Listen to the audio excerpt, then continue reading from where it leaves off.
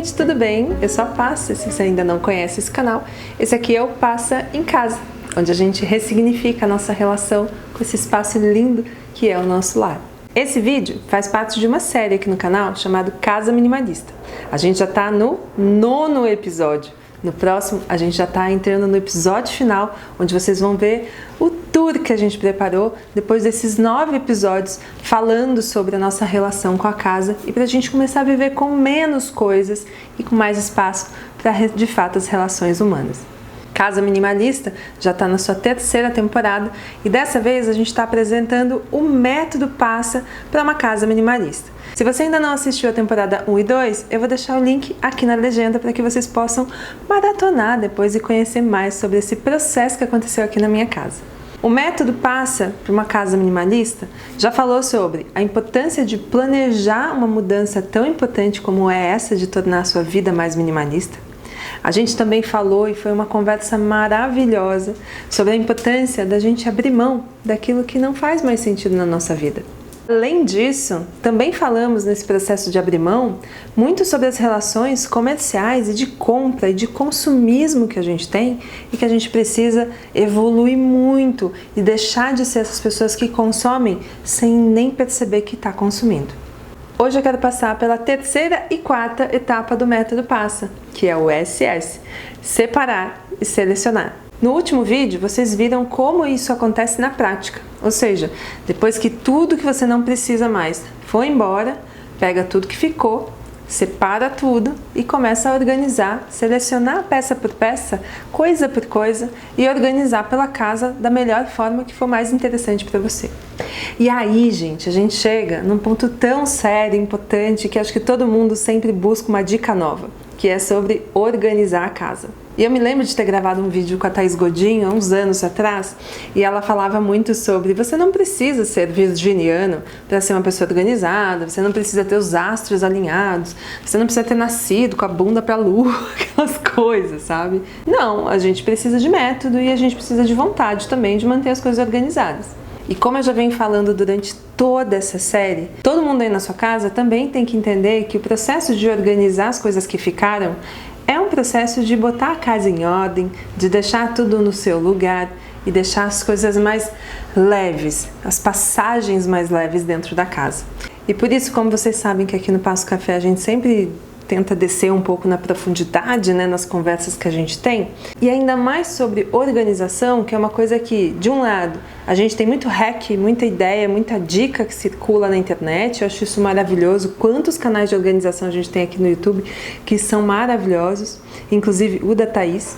Mas, por outro lado, a organização não é só você ter as dicas à sua mão de como organizar os potes no armário, ou como organizar os livros, como organizar as roupas dentro da gaveta. Eu lembro sempre das conversas que eu tenho com a Thaís e do quanto ela sempre repete que organização tem a ver com estilo de vida.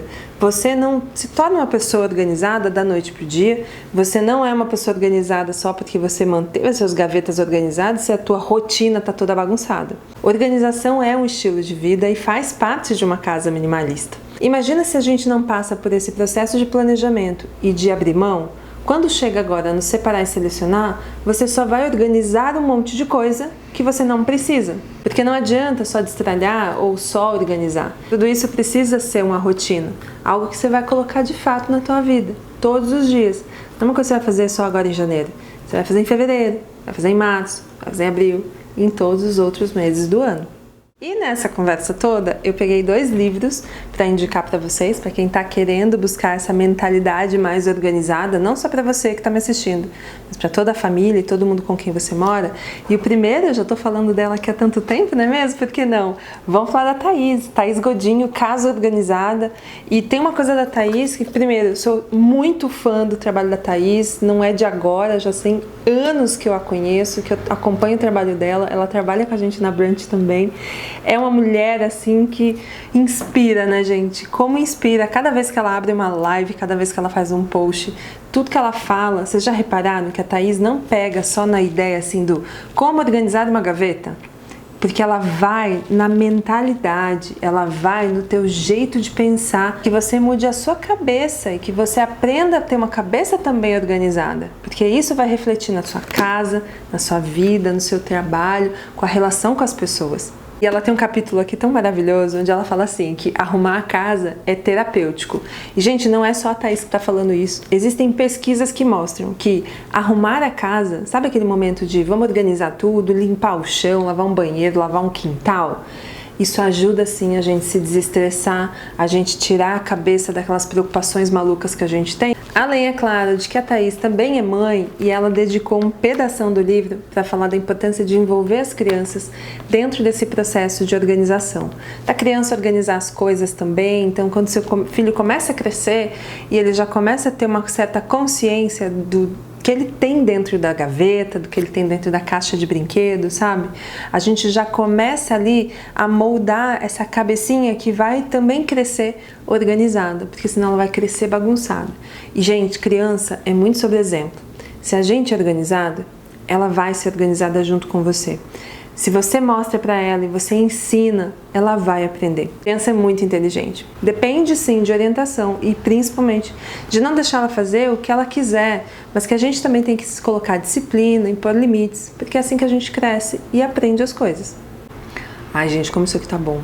Além da Thaís, eu não poderia deixar de falar nesse vídeo da Marie Kondo. Obviamente, a mágica da arrumação. Esse aqui deve ser um livro, eu não faço nem ideia de quantos exemplares esse livro já vendeu no mundo todo. Mas a Marie Kondo, eu falo que ela é uma figura midiática, que a gente olha e fala assim, nossa, ela leva a palavra da organização para o mundo, né?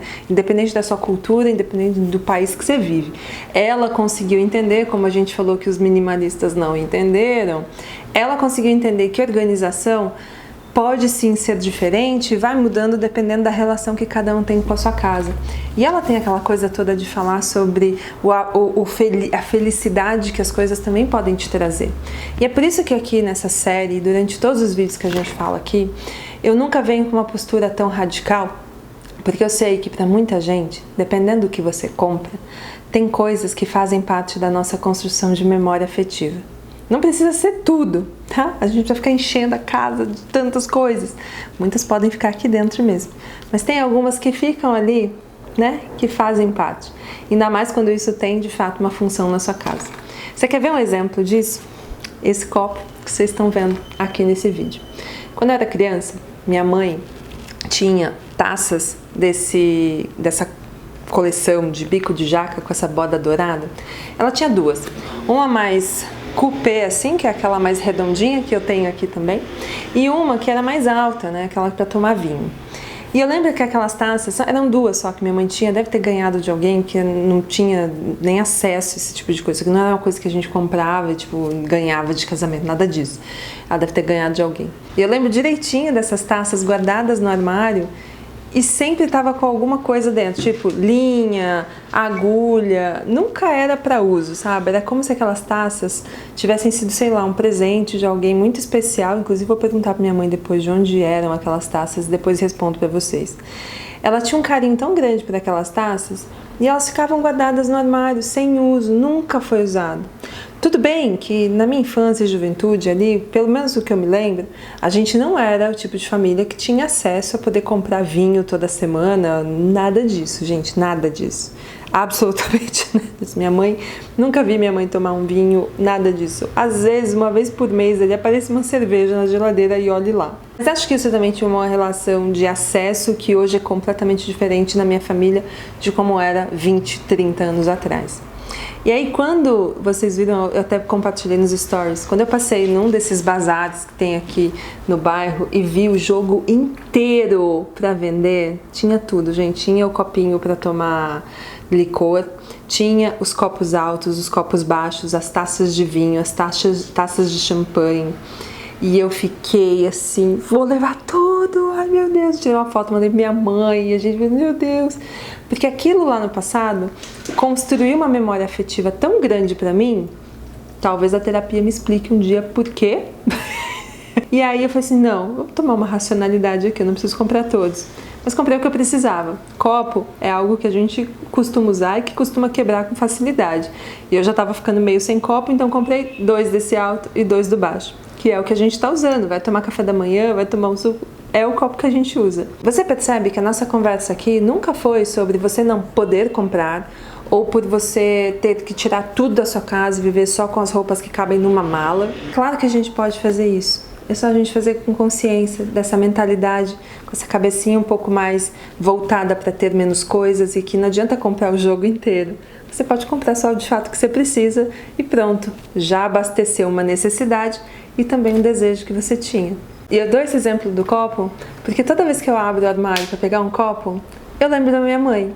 Que eu olho essa bodinha dourada e fico, lembro da minha mãe, lembro disso aqui na casa quando eu morava com ela, tava lá guardadinha e agora eu tô usando, sabe? Aliás, esse processo de comprar coisas, principalmente quando você torna a tua cabeça um pouco mais minimalista, você passa a ver valor nas coisas de segunda mão, por exemplo, como foi esse copo. Isso aqui não foi comprado direto da loja. Mas voltando aqui para a nossa amiga Marie Kondo, vocês sabem que quando assisti a série dela lá na Netflix, e acho que essa é uma série para todo mundo assistir, que se chama Ordem na Casa, eu começo a primeira temporada, o primeiro episódio da primeira temporada de Casa Minimalista falando sobre isso, falando sobre o impacto que essa série teve em mim, de ver ela entrando na casa das pessoas e dando aquela olhada, aquela geral, aquele excesso, né, gente? Meu Deus, você assiste cada episódio daquela série, você vê o quanto de excesso as pessoas têm. E no final, é incrível a gente reparar que até no excesso tem privilégio. Porque se você pôde ter excesso, significa que você teve acesso. Forte, né? Marie Kondo fala aqui também sobre o quanto limpar a sua casa, organizar a sua casa, é um processo de diálogo com as coisas e diálogo com você mesma, sabe?